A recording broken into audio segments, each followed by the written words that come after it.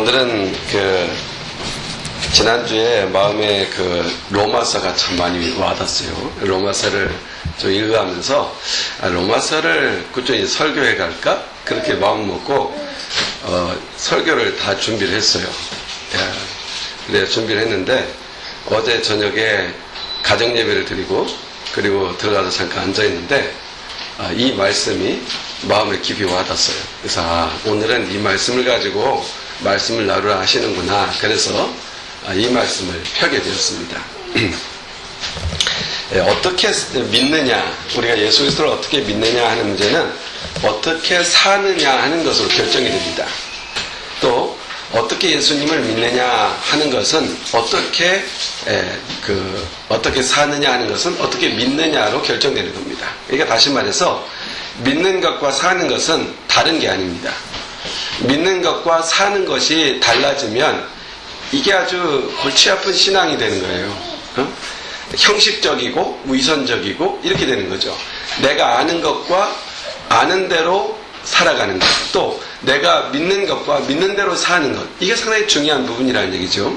근데 이 시대의 가장 큰 고민이 뭐냐면은 이런 이원론적 신앙, 믿는 것은 믿는 것이고 사는 방식은 사는 방식이 따로 있다라고 생각하는 이런 이원론이 기독교 교회 안에 거의 정착되다시피 해서 상당히 심각한 결과들을 초래하고 있죠. 그래서 이런 경우에 예수 믿는 사람들이 세상 사람들로부터 존경을 받지 못해요.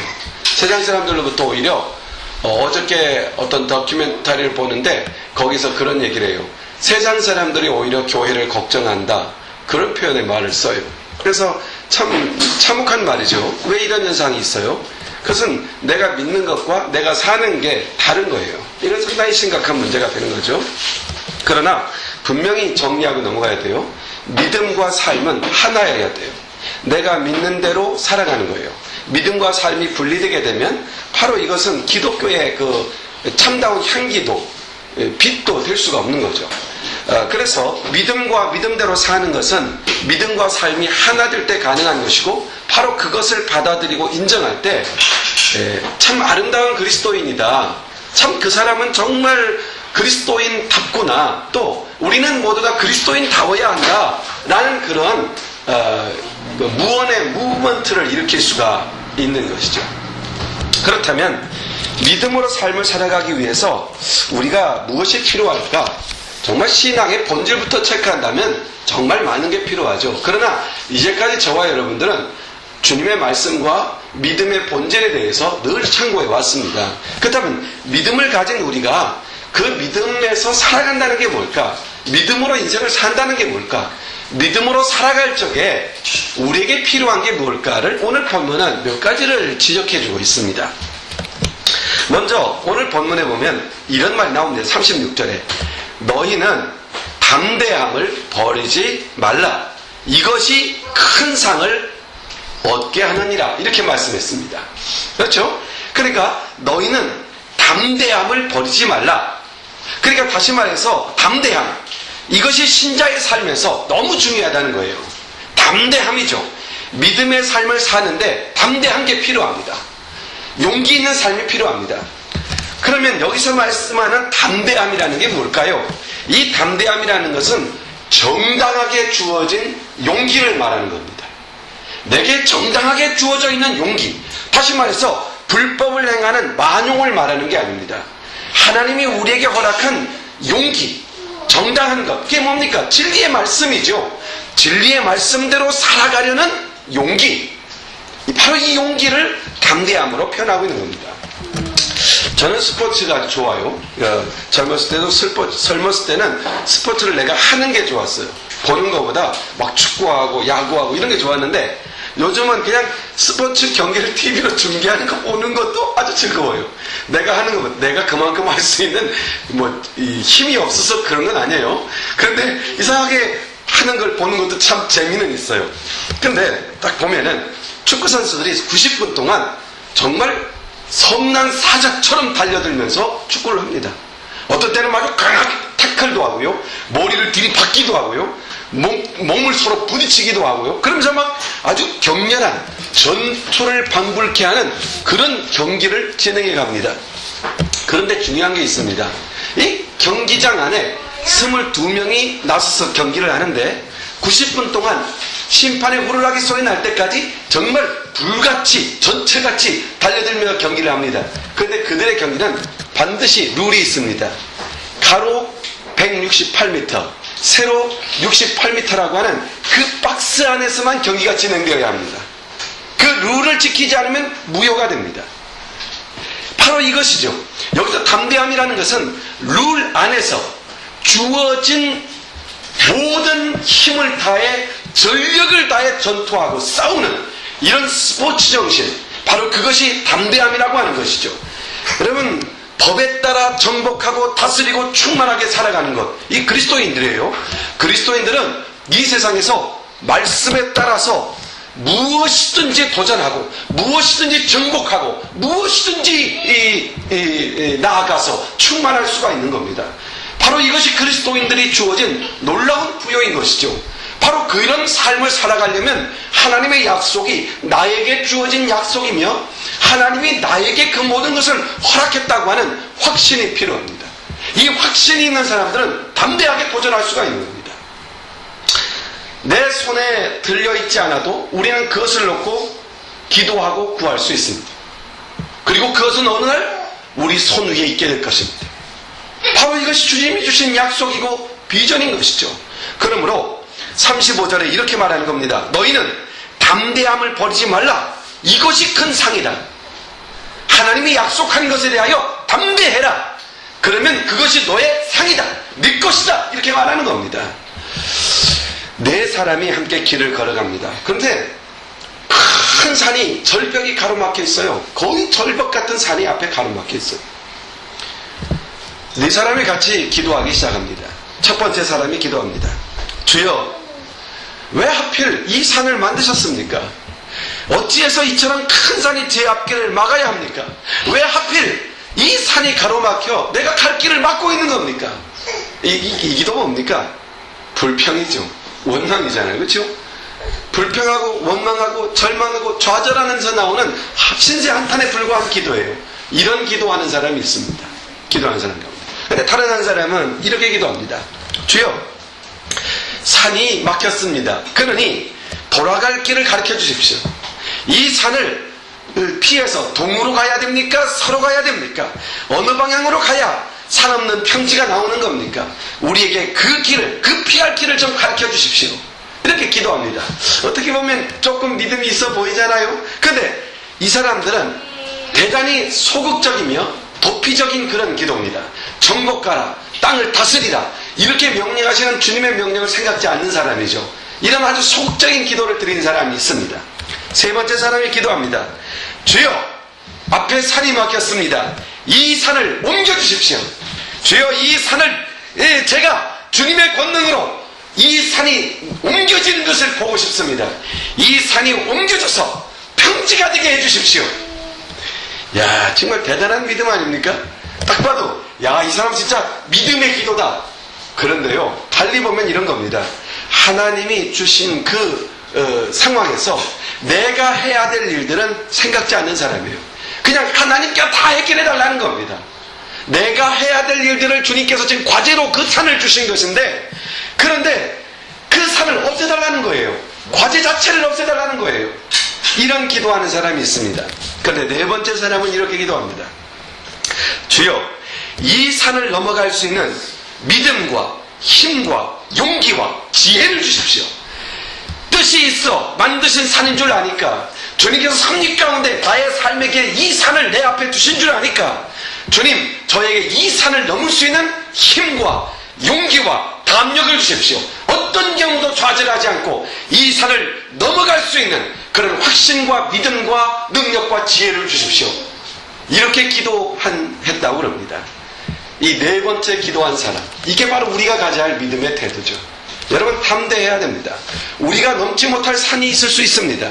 우리가 가지 못할 길인 것 같은 그런 장벽 같은 여리고성 같은 것이 앞에 있을 수 있습니다. 요단강이 가로막힐 수 있습니다. 주님께 물어야 합니다. 주님, 저에게 힘을 주십시오. 제게 승리를 주십시오. 이런 환난과 어려움과 고초가 있고 막힌 담이 있지만 제가 이 담을 넘을 수 있고 이 담을 뚫고 직진해 가서 하나님께서 허락하신 길을 갈 수 있는 그런 담력을 주십시오. 용기를 주십시오. 지혜를 주십시오. 바로 이것이 우리가 가져야 될 담력 있는 기도의 자세고 담력 있는 믿음의 태도라는 겁니다. 우리가 살다 보면은 정말 많은 벽을 경험하죠. 물질의 벽이 있을 수 있고 건강의 벽이 있을 수 있고 사람의 벽이 있을 수 있어요. 사람의 벽이 되기도 해요. 환경이 될 수도 있어요. 그리고 내가 원치 않는 어떤 것들이 일어나는 현상일 수도 있어요. 그러나 이러한 모든 풍랑이나 환란이 닥쳐와도 물러나지 않고 담대히 그 앞에 정면으로 맞설 수 있는 사람, 바로 이것이죠. 자, 보세요. 우리 그리스도인들이 살아가는 데서 피해야 될 것 딱 하나입니다. 뭡니까? 유혹입니다. 유혹은 피해가야 되는 거예요. 유혹과 맞서면 질 확률이 아주 높습니다. 유혹은 피하셔야 돼요. 그러나 문제는 돌파해 가야 되는 겁니다. 문제는 돌파해 가야 되는 거예요. 환난, 고통, 어려움, 시련, 이것은 피하는 게 아니라 돌파해 가야 되는 것입니다. 주님은 시련을 주셨으면 시련을 이길 힘을 우리에게 공급할 준비를 하고 계세요. 그러므로 시련이 닥쳤을 때 뭘 해야 됩니까? 주님 앞에 나아가서 힘을 얻어야 됩니다. 힘을 얻고. 그래서 아주 이세벨의 500여 명의 무신론자들 또는 바알의 선지자들과 싸웠던 엘리야가 지쳐가지고 로뎀나무 밑에 처져 있잖아요. 그때 주님이 뭐라고 합니까? 나타나셔서 먹을 것을 주시고 힘과 용기를 북돋아서 어디로 보냅니까? 호렙으로 보내지 않습니까? 새로운 전투지로 보내지 않습니까? 그러니까 우리에게 나는 지쳤습니다. 나는 거기를 돌파해 갈 수 없습니다. 나는 하나님 왜 이렇게 나를 지치게 하고 힘들게 하는 겁니까? 나에게 환경은 왜 이렇습니까? 나는 왜 이렇게 문제가 많습니까? 이렇게 기도하는 사람은 첫 번째 기도 사람에 불과해요. 하나님, 이런 문제를 주셨으니 여기에 주의 영광이 나타날 줄 믿습니다. 아멘. 바로 이게 바로 담대한 기도입니다. 어떤 상황에도 굴하지 않는 담대함. 바로 그러므로 우리에게는 이런 담대할 수 있는 충분한 이유가 있죠. 주님이 함께 하신다고 했죠. 성령이 우리 안에서 능력으로 역사하신다고 했죠. 두려울 것이 없는 것이죠. 그러므로 주님은 말씀합니다. 담대함을 버리지 말라. 이게 상이다. 담대함을 버리지 말라. 우리가 신앙생활하면서 담대함을 버려서는 안 됩니다. 두 번째로 36절 하반절에 보면은 우리에게 필요한 것이 무엇인가를 전반절에 이야기하고 있죠. 너희에게 인내가 필요함은 시작절부터 그러죠. 너희가 하나님의 뜻을 행한 후에 약속을 받기 원합니다. 그렇죠. 인내가 필요하다. 여러분, 인내가 있으면 인내라는 것은 소망이 있으면 아주 쉽습니다만은 소망이 없으면 인내하기가 참 힘들죠. 소망이 상당히 중요한 겁니다. 우리 주님 우리에게 소망을 주셨지 않습니까? 이 고생 끝에 반드시 성공이 있다. 이 보장이 딱 있어요. 그러면요, 지치지 않습니다. 이 싸움 길에는 반드시 성공한다. 이 싸움은 반드시 이긴다고 하는 보장이 있으면요, 지칠 필요도 없고 그것 때문에 좌절 이유가 없어요. 한번 패해도 걱정할 게 없어요. 다시 일어서면 돼요. 넘어져도 일어서면 돼요. 오래된 영화인데 여러분도 봤을 거예요. 워털루 브릿지라고 하는 그런 영화 기억납니까? 아주 고전인데 멜로물에 가까워요. 그러니까는 아마 안 본 사람도 있을 거예요.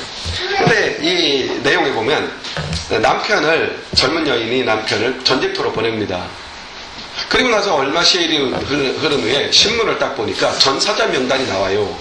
보니까 거기에 자기 남편 이름이 들어가 있는 거예요. 이 순간 절망하기 시작합니다. 좌절해요. 절망하고 좌절해요. 그러다 그 절망감을 이기지 못해서 방탕한 삶을 살게 돼요. 그래서 거리에서 자기 몸을 팔면서 사는 그런 여자로 전락해버립니다.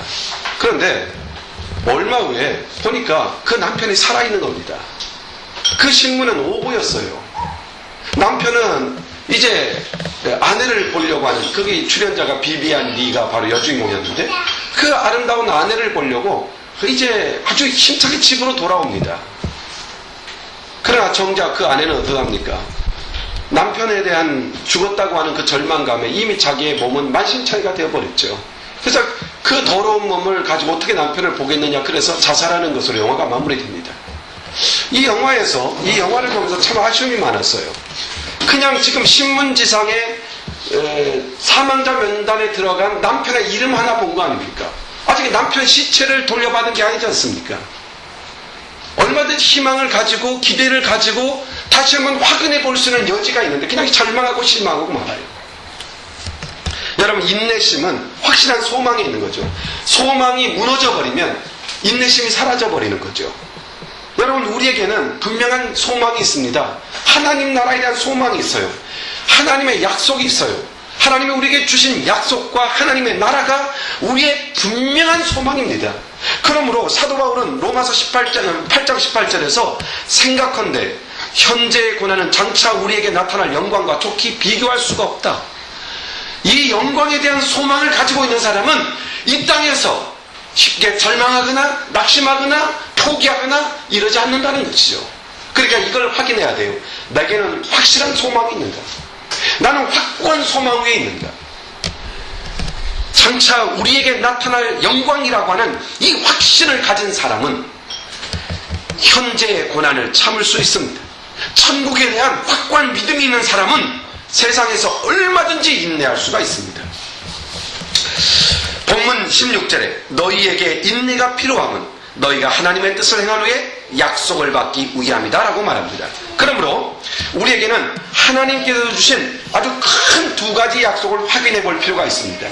첫 번째 약속, 마태복음 28장 20절입니다. 이거 주님이 직접 주신 약속이죠. 주보에 있으니까 같이 한번 읽어봅시다. 시작. 볼지어다 내가 세상 끝날까지 너희와 항상 함께 있으리라 하시니라. 누구의 약속? 예수 그리스도께서 직접 주신 약속입니다. 어떻게요? 내가 세상 끝날까지 너희와 항상 함께 있으리라. 언제 어디서나 우리를 떠나지 않고 끝까지 우리와 함께 하겠다는 약속입니다. 예전에 어느 글을 읽으면서 읽었던 예화인데요. 아메리칸 인디안들 가운데 아주 유명한 인디언들 많죠. 뭐 아파치도 있고 수 인디안도 있고 인디안 족들이 아주 한 20여 부족이 되는 것 같아요. 인디안들은 아주 담력이 있죠. 그 중에서 아마 아파치 부족인 것 같아요. 근데 이 부족은 12세 정도 된 아이가 12세 정도 되면은 아이의 담력을 키우려고 늑대가 들끓는 산으로 가서 하룻밤을 지내게 한다고 합니다. 늑대들이 얼마나 무섭습니까? 늑대가 무서운 것은 늑대 한 마리가 다니는 게 아니고 떼거리로 다닌다는 거죠. 그래서 웬만한 것들은 다 그저 잡아먹을 수 있는 그런 위협적인 존재가 늑대 아닙니까? 늑대가 바글거리는 산속에서 하룻밤을 혼자 지내게 한다는 거예요. 그래서 거기서 살아남으면 용맹 있는 인디안이 되는 것이고, 담력이 없어서 그 산에 가서 하룻밤을 지내고 못하오면은 남자 대우를 받지 못하는 거죠. 용사가 될 수가 없는 거죠. 그래서 한 아들을 12살 먹은 아들을 이제 늑대산으로 데리고 가죠. 거기다 놔두고 이제 돌아오는 겁니다. 밤이 어둑어둑했죠. 늑대 울음소리가 일어나죠. 얼마나 두렵고 무섭겠어요. 밤새 딱 끌면서 견뎌냅니다. 견뎌나고 이제 동쪽에서 햇빛이 딱 떠오르는 순간 눈을 뜨고 보면 저쪽 끝에서 아버지가 화살을 겨누고 아들을 지키고 있는 것을 보게 되는 것이죠. 지킴이 있기 때문에, 아버지가 지킨다고 하는 확신이 있기 때문에 아들을 그 위험 속에 둘 수가 있는 거죠. 그 위험을, 아버지의 말을 믿고 위험을 견뎌낼 수 있는 사람, 이것이 바로 인디안들이 갖는 최고의 용사의 자격이었던 것이죠. 우리 그리스도인의 자격이 그겁니다. 어떤 상황에서도 담대할 수 있는 것, 어떤 상황에서도 인내할 수 있는 것, 그것은 하나님께서 나와 함께 한다는 이 약속이기 때문에 어떤 가운데서도 실망하지 않고 좌절하지 않고 낭망하지 않고 엎드려 기도할 수 있는 것은 이 약속에 대한 보장이기 때문이죠. 바로 이것입니다. 그리고 천국 예수 그리스도와 함께 한다는 것이 철저히 확실한 보장이고 이 약속이고, 또 하나의 약속이 있어요. 여러 가지 약속이 있는데 그 중에서 아주 중요한 약속 두 번째를 지목한다면 요한복음 14장 2절로 3절에 나옵니다. 같이 한번 읽어봅시다. 시작. 내 아버지 집에 거할 곳이 많도다. 그렇지 않으면 너희에게 일렀으리라. 내가 너희를 위하여 처소를 예비하러 가노니 가서 너희를 위하여 처소를 예비하면 내가 다시 와서 너희를 내게로 영접하여 나 있는 곳에 너희도 있게 하리라. 아멘. 그러니까 하나님의 나라에 대하여 확실하게 너희에게 하나님의 나라를 줄 것이라고 하는 그 나라의 입성, 그 나라에 들어오는 것에 대한 확고한 보장입니다. 우리가 이 땅에 세상에서 인생을 살아요. 50년, 60년, 80년, 길게는 100년 이렇게 살아요. 살지만 이 땅에 사는데 어떻게 사느냐 관계없이 사는 마지막에 보장을 준 겁니다. 하나님의 나라가 너희가 있을 것이다. 이 말은 뭡니까? 죽음의 두려움이 없는 사람이라는 얘기입니다. 너에게는 죽음이 없다라고 선언하는 것입니다. 이게 놀라운 약속 아닙니까? 미국으로 돌아오는 배에 한 선교사가 타고 있어요. 이 선교사는 40년 동안 선교지에서 사역한 사람이에요. 조그만 창문이 없는 선창, 아주 값싼 선창에 앉아서 돌아옵니다. 근데 밖에서 막 왁자지껄 파티가 일어나고 난리가 일어났어요. 나와서 이렇게 보니까 대통령이 이웃 나라를 방문하고 돌아오는 중이에요. 대통령을 위해서 풀 서비스가 이루어져요. 파티가 이루어져요. 막 축하연이 이루어져요. 그리고 도착을 했습니다. 한국에 딱 도착해 보니까 수많은 인파가 이 대통령의 귀환을 막 축하하려고 악대를 동원해서 환송을 하고 난리가 났습니다. 환영을 하고 난리가 났습니다. 이 모습을 40년 동안 선교지에서 사역한 선교사가 보고 있습니다. 자기는 혼자입니다. 누구도 반겨주는 이가 없습니다. 마중 나온 사람도 없습니다. 대통령을 축하하는 행사가 다 끝나고 다 돌아갔어요. 그리고 마지막으로 배에서 내립니다. 그리고 초라한 여관을 하나 얻어서 그 여관에 가서 하루를 보냅니다. 여관방에 가서 침대에 조용히 눕고 나니까 돌아보니까 허무해요. 또 허전해요. 40년 동안 나는 죽도록 주를 위해서 일하고 돌아왔는데 누구 하나 나를 위해서 환영해 주는 이가 없어요. 그러나 단 며칠 동안 외국을 방문하고 돌아오는 대통령에 대해서는 그렇게 아주 웅장하게 환영해요. 하나님 앞에서 조용히 생각합니다. 하나님, 생각해 보세요. 이거 좀 불공평한 것 같습니다. 하나님. 눈에는 습기가 젖어들어요. 서운한 마음도 일어날 수 있겠지 않겠습니까? 잠시 이웃을 방문하는 대통령에게는 박수와 환영의 인파가 저렇게 몰리는데 저는 40년 동안 당신의 일을 했습니다.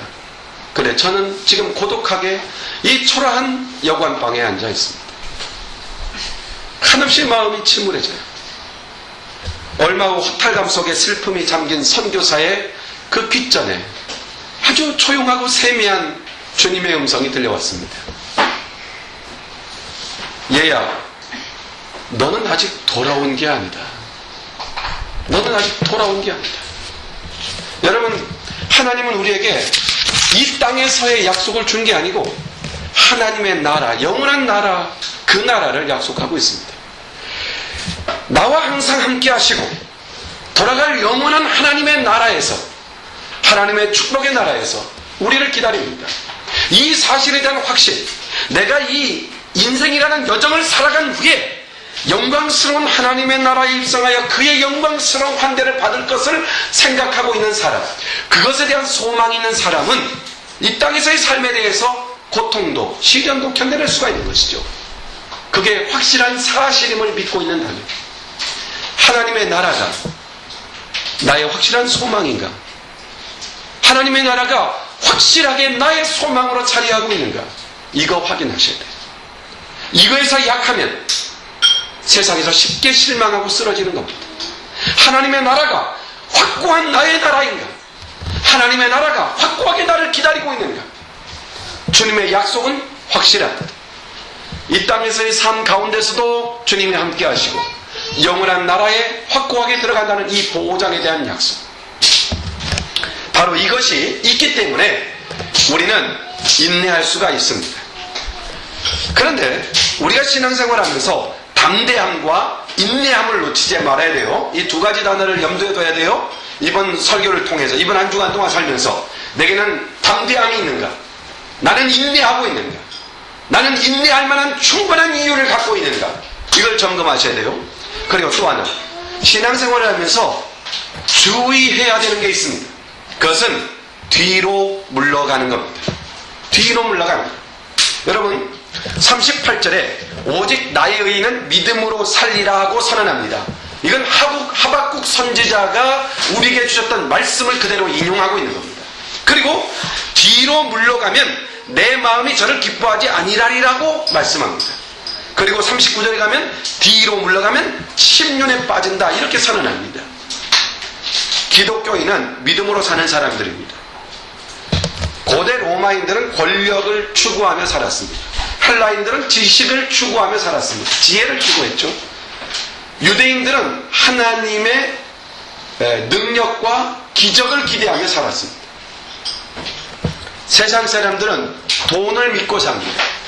권력을 추구하고 과학을 믿고 삽니다. 우리 그리스도인들은 어떻습니까? 하나님을 믿는 믿음과 그 약속을 따라 사는 사람들입니다.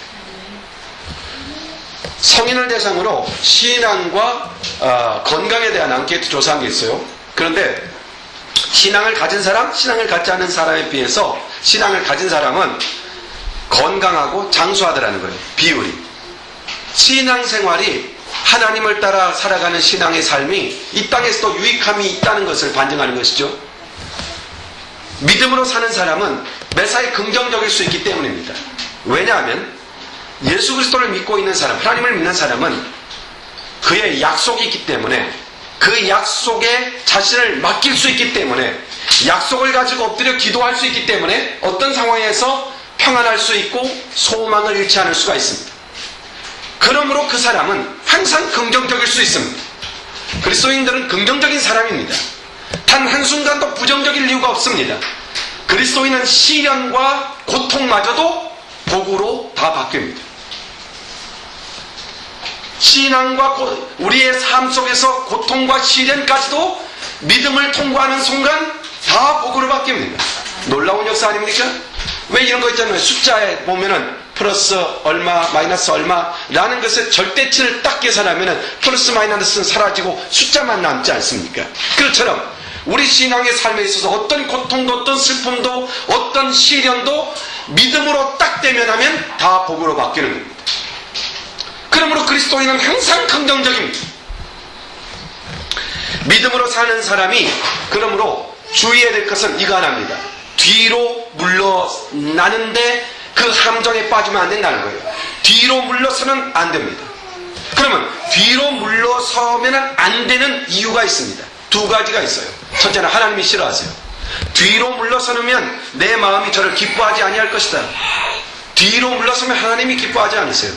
뒤로 물러간다는 게 뭡니까? 하던 일을 그만두는 겁니다. 이게 뒤로 물러나는 겁니다.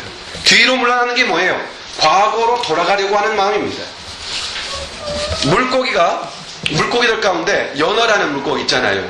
이 연어라는 물고기에서 나타나는 특징이 회귀 본능이죠. 그래서 자기가 알로 태어난 곳에 가야만 알을 낳는 그런 습성을 가지고 있어요. 이런 회귀 본능이죠. 그런데 인간에게도 이런 회소 본능, 회교 본능이 있어요. 그래서 이 회귀하려고 하는 이런 본능들이 두 가지 유형으로 나타나는데 하나는 하나님께로 돌아가려는 본능이에요. 이게 평안입니다. 또 하나의 본능은 죄짓고 살던 흙탕물 세계로 다시 돌아가려고 하는 본능이 또 하나 있어요. 이 죄성이라고 그래요. 거룩성과 죄성이 우리에게는 존재해요. 이 거룩성이 갖는 회귀 본능은 하나님께로입니다. 타락성이 갖는 회귀 본능은 타락으로, 죄악으로, 사망으로입니다. 하나님께로 돌아가면 삽니다. 그러나 옛 죄악으로 돌아가면 죽는 겁니다. 창세기 19장에 보면은 소돔과 고모라가 불로 멸망하는 당시 사건이 나오죠. 거기 보면은 천사가 소돔과 고모라로 급히 갑니다. 그리고 롯을 찾아갑니다. 롯의 가족을 불러들이라고 말합니다. 그리고 바삐 그들의 손을 붙잡고 성 밖으로 내달려 달려갑니다. 양쪽 손이 다 차여있죠. 천사는 롯과 그리고 그 두 딸의 손을 붙잡고 밖으로 나아갑니다. 그러면서 경고합니다. 절대 뒤를 보지 마십시오. 절대 뒤를 보지 마십시오. 경고합니다. 그러나 롯의 처는 소돔성의 그 아쉬움 때문에 뒤를 돌아보죠. 그 결과 어떻게 되었습니까? 창세기 19장 26절 롯의 아내는 뒤를 돌아본 거로 소금 기둥이 되었더라. 인생 자체가 날아가 버린 거죠. 여러분, 하나님께서 출애굽한 이스라엘 백성들에게 아주 경계한 제1호가 뭔지 압니까? 회고주의입니다. 이 말이 무슨 얘기인지 알아요? 예수 믿고 돌아온 사람에게 제1성으로 주님이 경고하는 것은 회고주의, 돌아보지 말랍니다. 돌아보지 마. 이전 것은 지나갔으니 보라 너는 새 것이다. 돌아보지 말라는 것이죠. 그러나 과거를 돌아봤던 이스라엘 백성들은 다 어떻게 됐습니까? 광야에서 다 죽었습니다. 왜 죽였습니까? 거기서 살아남은 사람은 누굽니까? 아예 과거가 없는 사람만 살아났어요. 얼마나 인간의 회귀 본능이 강하면은 아예 광야에서 태어난 사람들만 가나안에 들어가게 하는 겁니까? 그 정도로 주님은 애국을 싫어하셨습니다. 애국 문화를 싫어하신 겁니다. 여러분 이걸 잊지 마십시오. 과거를 지향하는 사람은 발전도 비전도 없습니다. 여러분 과거를 돌아보면요 실제로 좋은 일보다 안 좋은 일이 훨씬 더 많습니다. 과거를 돌아보면 긍정적인 것보다 부정적인 게 훨씬 더 많습니다. 그래서 주님은 과거를 돌아보지 말라고 했어요. 여러분 과거를 지향하는 사람의 특징이 뭔지 압니까? 그들에게는 발전도 비전도 희망도 소망도 그들에게 발견하지 못합니다. 그들 결과적으로 과거를 바라보는 사람들은요 허무주의에 빠지게 되어 있습니다. 허무주의에 빠지니까 무력감에 의해서 타락하게 되는 겁니다. 그래서 멸망하는 겁니다. 우리는 죄짓고 불의한 세상을 떠나서 하나님을 향해서 출발한 사람들입니다. 하나님의 백성이죠. 그러므로 유혹과 환난과 시련과 고통과 질병과 절망스러운 일들이 우리 앞을 딱 가라먹더라도 뒤를 봐서는 안 됩니다. 이렇게 말해야 됩니다. 이런 것을 내 앞에 두신 하나님께서 이것을 통과할 수 있는 능력도 내게 예비하신 줄 압니다. 그 능력을 내게 주십시오 라고 기도해야 되는 겁니다. 신앙이 더디 자라도 관계없습니다. 저는 신앙이 빨리 자라서 훌륭한 믿음의 사람이 속히 되는 것에 대해서 대단히 위태롭더라고요. 그런 사람들은 어느새 보면은 제자리로 가 있어요. 그러나 내가 하나님 앞에 차근차근 하나하나 하나님의 말씀을 그 말씀대로 지켜가요. 100가지 중에 하나, 1000가지 하나를 지키기로 하면 끝까지 지켜가요. 2가지 지켜가고 3가지 지켜가고 10,000가지 중에서 5가지만 지켜도 돼요. 그는 성장하는 사람이며 뒤를 돌아보는 사람이 아니고 앞을 보는 사람. 넘어져도 다시 일어나면 돼요. 걱정할 게 없어요. 실패하면 다시 시작하면 돼요. 뒤로 돌아서는 것은 아닙니다. 뒤로 물러가면 어떻게 됩니까? 하나님은 가장 싫어하시는 것을 행하는 겁니다. 그리고 이 뒤로 물러가면 왜 뒤로 물러가면 안 되느냐? 뒤로 물러가면 침륜에 빠진다 그랬어요. 여러분 39절 하반절에 이렇게 말해요. 우리가 뒤로 물러가 침륜에 빠질 자가 아니다. 우리는 침륜에 빠질 자가 아니다. 침륜에 빠진다는 말이 뭐예요? 그냥 쉬운 얘기로 하면 침몰한다 그거예요. 침몰한다. 왜 이게 미사일이 뿅 와서 팡 쐈더니 배가 침몰당했다. 이게 침륜이에요. 태평양 한가운데 항해하던 배가 침몰하기 시작해요. 뭐만 있어요? 죽음밖에 없어요. 구원 없어요. 신앙이 퇴보하면 뒤로 물러가면 다시 일어나기가 힘듭니다. 넘어지면 그 자리에서 일어나야지 뒤를 돌아보면 못 일어나요. 그냥 멸망에 빠져버리게 되는 것이죠. 그래서요 히브리서 기자가 대단한 두려움을 가지고 한 말이 있습니다. 뒤로 물러가 침륜에 빠지는 것에 대한 두려움을 가지고 한 말이 있습니다. 여러분 주보에 적혀 있는데요. 히브리서 6장 4절로 6절 같이 한번 읽어봅시다. 시작. 한번 비침을 얻고 하늘의 은사를 맛보고 성령에 참여한 바 되고 하나님의 선한 말씀과 내세의 능력을 맛보고 타락한 자들은 다시 새롭게 하여 회개할 수 없나니 이는 자기가 하나님의 아들을 다시 십자가에 못 박아 현저히 욕보임이라. 두려운 말씀이죠. 그렇습니다.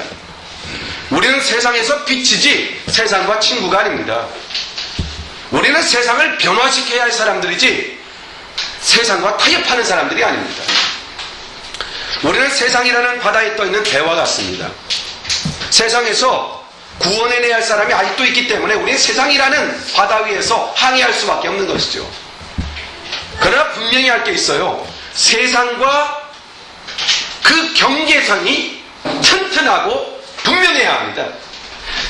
여러분 배가 바닷물과 분명한 경계선을 갖고 있지 않으면요 배는 침몰하는 겁니다.